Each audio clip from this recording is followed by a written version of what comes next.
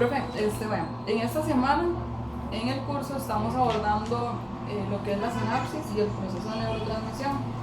Y a mí me gustaría utilizar ese conocimiento que los estudiantes están adquiriendo para entender cómo funcionan algunos de los medicamentos que se utilizan como parte del tratamiento farmacológico en algunas de las condiciones que son más frecuentes en las aulas, ¿verdad? Por ejemplo, déficit de atención, autismo, entre otros. Pero me gustaría que nos enfoquemos en el metilfenidato, que es el medicamento más común en el tratamiento del déficit funcional. Entonces tal vez usted nos explica cuál es el mecanismo de acción y qué tiene que ver con la neurotransmisión. Bueno, si ustedes ya vieron lo que es neurotransmisión, voy a ubicarme nada más para que sepan. Ahí, en la neurotransmisión, y no voy a meterme con la glía, porque no sé si ustedes lo tocan mucho a profundidad en el tema, pero veamos que hay una neurona presináptica, una neurona postsináptica y un espacio entre ellas dos, en la mayoría de las sinapsis. Hay unas que no tienen espacio, que se llaman sinapsis eléctricas, pero estas son las químicas que son las más frecuentes en el sistema nervioso. En la presináptica se liberan los neurotransmisores que tendrán sus receptores en la postsináptica para que la señal pase de un lugar al otro y podamos entonces en última instancia tener una respuesta conveniente, digamos. ¿Qué es lo que hace el metilfenidato? Resulta que el metilfenidato es una droga, un fármaco que se utiliza para el tratamiento del déficit atencional con hiperactividad. No sirve para todos, sirve para el con hiperactividad. Y es raro, porque es un efecto que se llama no tradicional de una anfetamina, porque el metilfenidato es una anfetamina. Haga cuenta, como la anfetamina con la que la gente consume para obtener niveles elevados de actividad y sentirse bien en las drogas, por ejemplo. El efecto paradójico del metilfenidato funciona así. El metilfenidato se lo toma uno y llega a esa sinapsis y se mete en unos, digámosle, son proteínas, bloquea unas proteínas que son recapturadores de la dopamina, que es un neurotransmisor clásico que todos ustedes conocen en diferentes contextos, pero mucho tiene que ver con actividad, mucho tiene que ver también con el placer y otras cosas. Entonces la dopamina, normalmente después de ser liberada por la presináptica, se recaptura por esa misma célula presináptica a través de esos transportadores. Pero como el metilfenidato no deja que se recapturen, la dopamina queda en el espacio sináptico y se va a unir más a los receptores dopaminérgicos que están en la postsináptica. Y esto produce el efecto de disminución de la actividad. Usted dice, qué raro, ¿cómo algo que aumenta los niveles de algo que tiene que ver con la actividad disminuye la actividad? Y ese es el efecto que se llama paradójico.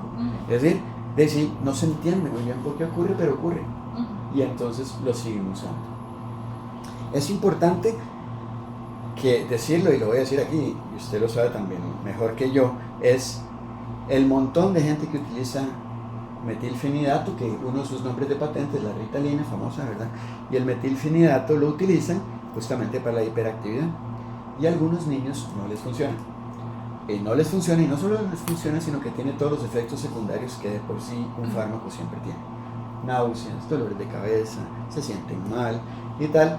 Y entonces se sabe que hay algunos transportadores de estos que bloquean el metilfenidato que genéticamente no se unen al metilfenidato.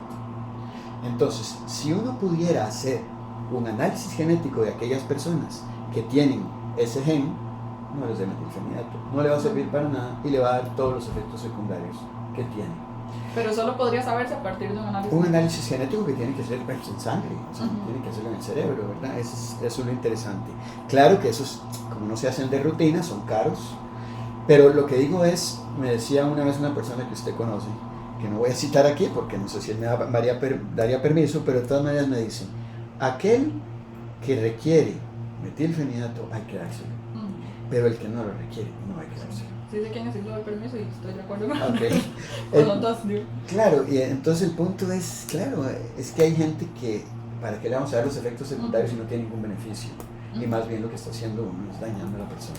Entonces ese es el efecto, es bien facilito el efecto, lo que no se entiende muy bien es cómo funciona ese efecto, porque si es una anfetamina, ¿por qué disminuye la actividad? Y si es una anfetamina, podría generar adicción. Es otra pregunta que todo el mundo se hace y que hay literatura que dice que sí, hay literatura que dice que no, y la mayoría, aunque usted no sé si lo cree o no, dice que no produce adicción. Pero los que dicen que sí produce adicción se convierten en los más importantes. ¿Por qué? Porque uno siempre ve lo negativo primero. Pero es decir, todo lo que es negro lo vemos rapidito y lo que es blanco no lo vemos. Entonces yo ni siquiera voy a ponerme de un lado o de otro. Existe literatura que menciona que el metilfenidato en algunos casos puede producir adicción y en muchos otros casos no produce. Y tanto produce adicción que en Estados Unidos se utiliza ya como droga de abuso. Es decir, sí, en algunos casos se produce, pero en Estados Unidos son capaces de producir droga de abuso con todo. Es decir, la ketamina ya es droga de abuso y es en realidad un anestésico. Entonces, cualquier cosa puede producir adicción. El azúcar produce adicción. Y no hay que subirse a una lámpara por eso. Hay que consumirlo con mesura. Profe, el metilfenidato actúa sobre vías dopaminérgicas. Principalmente, sí. ¿Cuál es la diferencia entre un medicamento que actúe sobre dopamina a uno que actúa sobre acetilcolina? Bueno, es gigantesca. Uno, porque están en regiones cerebrales diferentes los receptores que están para acetilcolina y por supuesto las sinapsis colinérgicas son de un lado, las dopaminérgicas en otros, entonces sus efectos tendrán que ver los colinérgicos un poco más con lo cognitivo y los dopaminérgicos un poco más con lo motor. Aunque ahora, en los últimos 10 años, la dopamina en el lugar donde más actúa, que es en el caudado putamen, también se le han encontrado funciones cognitivas. O sea que ya no podemos decir como que la dopamina solamente tiene que ver con reforzamiento y motor, sino también con cognición. Entonces se está complicando el asunto, pero efectivamente depende mucho de en qué zonas cerebrales están sus receptores, porque no están en todo lado los dopaminérgicos ni en todo lado los colinérgicos. Entonces depende en qué región esté, cuál va a ser el efecto que esperamos tenga ese fármaco.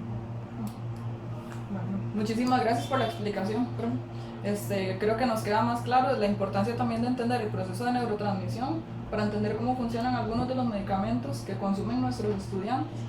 Y aunque no nos corresponde a nosotros como docentes determinar o no la necesidad de consumir un medicamento, pues si hay un tratamiento farmacológico es importante, yo creo, por lo menos entender qué es lo que está pasando en el cerebro de ese estudiante. Y perdón que ya después de su despedida yo agregue algo, y es, no solamente es importante que lo sepan, sino que eso permite entender el comportamiento de muchos de sus niños en el aula, que uno dice, ¿y por qué está así? Se está comportando diferente a todos. Y si usted no sabe que consume un fármaco, ¿cómo lo explica?